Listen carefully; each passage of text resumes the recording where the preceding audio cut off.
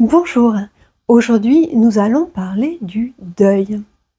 Le deuil est une situation que l'on est toutes et tous amenés à rencontrer dans sa vie. Qu'il s'agisse évidemment de la mort, de la perte d'un être cher ou d'autres situations que nous décrirons et qui sont comme des équivalents de deuil. Bonjour, je suis le docteur Maude Gaudin, psychiatre.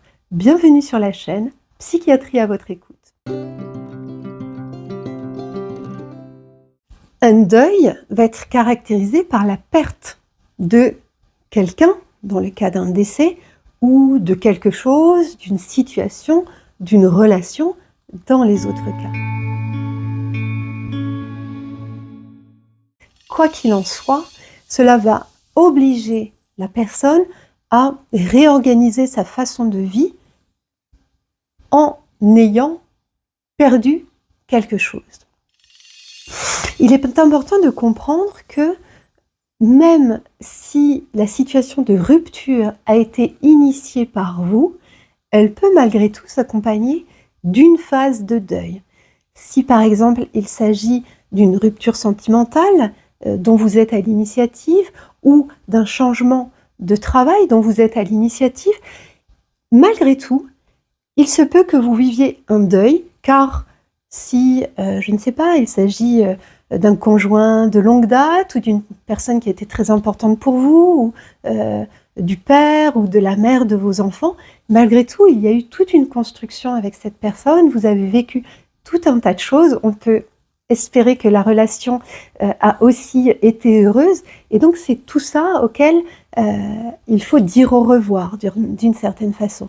De la même façon, si vous décidez de changer de métier ou de poste de travail parce que vous avez une nouvelle opportunité qui vous attire davantage, on peut imaginer malgré tout que vous allez quitter des collègues, quitter certaines habitudes, quitter un certain espace de travail ou un certain fonctionnement qui vous tenait à cœur et qu'il y a également une perte à cet endroit-là.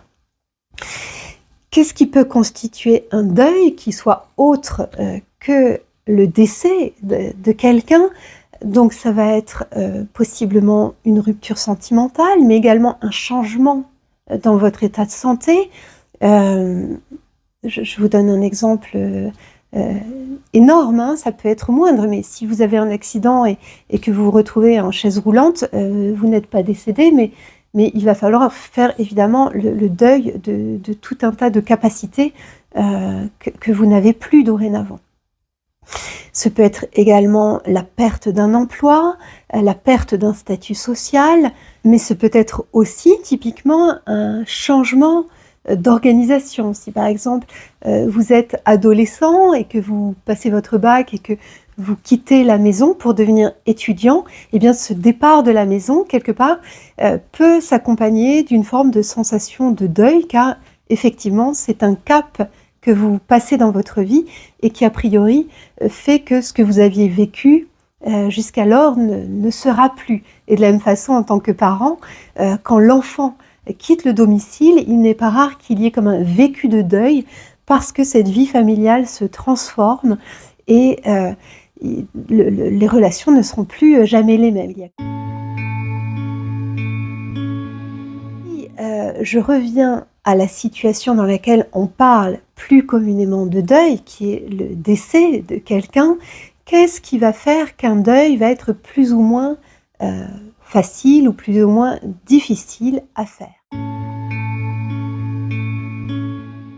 Évidemment, la brutalité du décès va être un facteur qui va rendre le deuil plus difficile, qu'il s'agisse d'un décès par accident, d'un décès par suicide, d'un décès par une mort brutale comme on peut en voir dans les arrêts cardio-respiratoires ou dans les embolies pulmonaires. Toutes ces morts, entre guillemets, qu'on ne voit pas venir, sont extrêmement difficiles à accueillir et produisent véritablement une forme de sidération. Le lien que vous aviez avec la personne va également impacter la façon dont vous allez vivre le deuil. Si vous aviez un lien extrêmement proche, voire un lien de dépendance affective avec la personne, mais également, ce qui pourrait sembler paradoxal, si vous étiez au contraire en conflit avec cette personne, alors que cette personne vous était a priori chère, par exemple comme un proche parent. Quand la personne décède et que les choses n'ont pas pu être réglées, n'ont pas pu être apaisées, cela peut rendre plus difficile de faire le deuil. Un autre facteur est si vous vivez une succession de deuils. La répétition de deuil va faire que il va y avoir une espèce de saturation et les deuils vont être plus difficiles.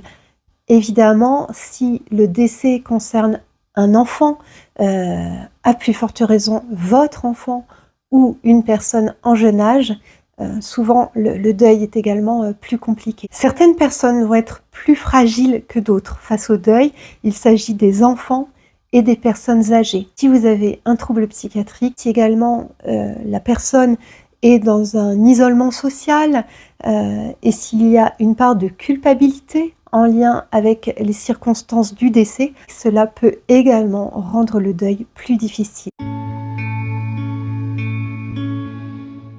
Alors le deuil a été beaucoup étudié, notamment par une psychiatre qui s'appelle le docteur Elisabeth Kübler-Ross et qui a décrit un modèle qui met en évidence 5 phases émotionnelles que l'on traverserait quand on est amené à faire un deuil. Et cela, on peut l'identifier qu'il s'agisse effectivement d'un deuil lié à un décès ou d'un deuil lié à une perte ou un changement de situation, comme je l'ai précédemment décrit. Ce modèle, classiquement, il décrit une première phase de déni. La nouvelle arrive et on ne veut pas y croire, il y a une forme de sidération et on est d'abord dans une phase où ça n'est pas arrivé. Et puis, il peut y avoir ensuite une phase de colère, avec possiblement un vécu d'injustice, de vivre ça, ou de reproche. Si par exemple la personne est décédée dans un accident de voiture, on va peut-être être en colère qu'elle n'ait pas fait plus attention ou qu'elle ait pris la route à ce moment-là. Voilà, ce genre de choses. Ou si par exemple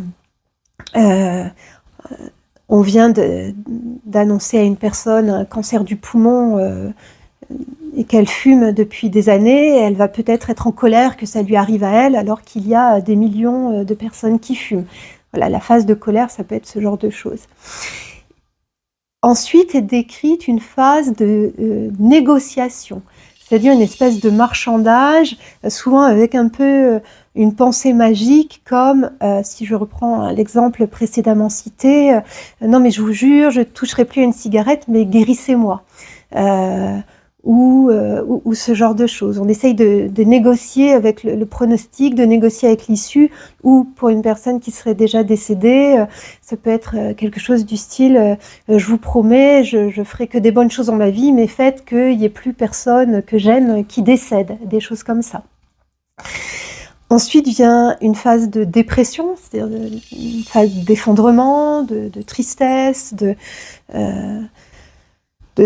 rumination en lien avec la personne décédée, et puis ensuite vient l'acceptation qui permet de reprendre son fonctionnement, les pensées liées à la personne ou liées à la situation perdue sont moins présentes, on réenvisage les choses sous un angle plus ouvert, plus tourné vers l'avenir, etc. Alors ce modèle est vraiment très classique. Il est de temps en temps critiqué sous prétexte qu'il serait très culturellement conditionné. Effectivement, suivant l'appartenance culturelle, parfois l'appartenance religieuse et bien évidemment la capacité individuelle de chacun à accueillir ce type d'événement de vie, les deuils ne vont pas se dérouler de la même façon.